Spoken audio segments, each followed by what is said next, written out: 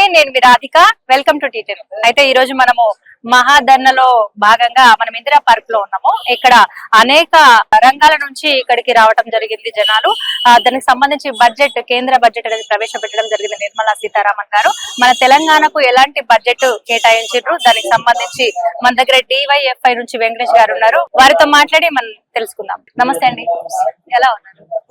అయితే ఇక్కడ మహాధర్నాకి పిలుపు ఇవ్వడం అనేది ఎందుకు జరుగుతుంది? అసలు తెలంగాణకి సంబంధించి బడ్జెట్ కేటాయింపులు ఎలా ఉన్నాయి? ఈ రోజు తెలంగాణ ప్రజా సంఘాల పోరాట వేదిక ఆధ్వర్యంలో ఇందిరా పార్క్ దగ్గర రాష్ట్ర వ్యాప్తంగా ఉన్నటువంటి ప్రజలు, సబ్బండ వర్గాలకు సంబంధించినటువంటి అన్ని వర్గాల ప్రజలు ఈ ధర్నాకు రావడం జరిగింది.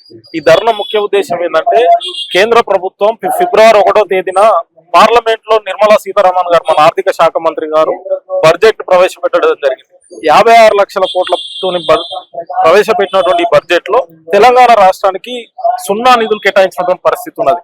దాన్ని ఈ రోజు నిరసిస్తూ ఈ కేంద్ర బడ్జెట్ పేద ప్రజల బడ్జెట్ కాదు, ఇది మొత్తం కూడా ధనవంతులు, బడా కార్పొరేటుదారుల యొక్క బడ్జెట్ అని చెప్పేసి తెలియజేస్తూ ఈ రోజు తెలంగాణ రాష్ట్రానికి జరిగినటువంటి అన్యాయాన్ని ఈ రోజు ప్రజల్లోకి తీసుకుపోవడం కోసం ఈ ధర్నాన్ని ఇక్కడ నిర్వహిస్తాం. లాస్ట్ ఇయర్ కూడా బడ్జెట్ కేటాయించడం అనేది ప్రతి సంవత్సరానికి ఒకసారి బడ్జెట్ కేటాయింపులు జరుగుతుంటాయి.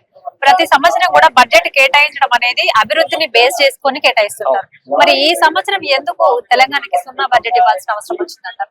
తెలంగాణ రాష్ట్రాన్ని ఇక్కడ బీజేపీ తెలంగాణ రాష్ట్రంలో అధికారంలో లేదని చెప్పేసి రాష్ట్రాల్లో బీజేపీ అధికారంలో ఉన్న రాష్ట్రాలకేమో ఎక్కువ బడ్జెట్ కేటాయిస్తా ఉన్నారు. అదే విధంగా బీజేపీ లేని రాష్ట్రాలకేమో ఇక్కడ నిధులు కేటాయించినటువంటి పరిస్థితి ఉన్నది. అందులో భాగంగానే తెలంగాణ కూడా నిధులు కేటాయించలేదు. ఇక్కడ ప్రత్యేకంగా చెప్పాలంటే కేంద్రంలోని బీజేపీ ప్రభుత్వం ఎక్కడైతే ఎన్నికలు ఉంటాయో అక్కడ ఎన్నికలు ఉన్నటువంటి రాష్ట్రాలకేమో ఎక్కువ నిధులు కేటాయిస్తున్నటువంటి పరిస్థితి ఉన్నది, ఎక్కువ సంక్షేమ పథకాలను ప్రవేశపెడుతున్నటువంటి పరిస్థితి ఉన్నది. ఈ రోజు బీజేపీ కొన్ని అంబానీ, అదానీ కార్పొరేట్లకి కొమ్ము కాసే విధంగా బీజేపీ యొక్క విధానాలు ఉన్నాయి.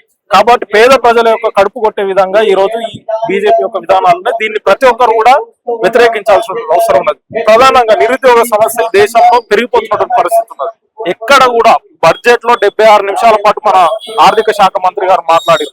ఎక్కడ కూడా నిరుద్యోగం ఈ దేశంలో పెరిగిపోతున్నది, అన్ఎంప్లాయ్మెంట్ అనే వాటిని కూడా ప్రస్తావించినటువంటి పరిస్థితి లేదు.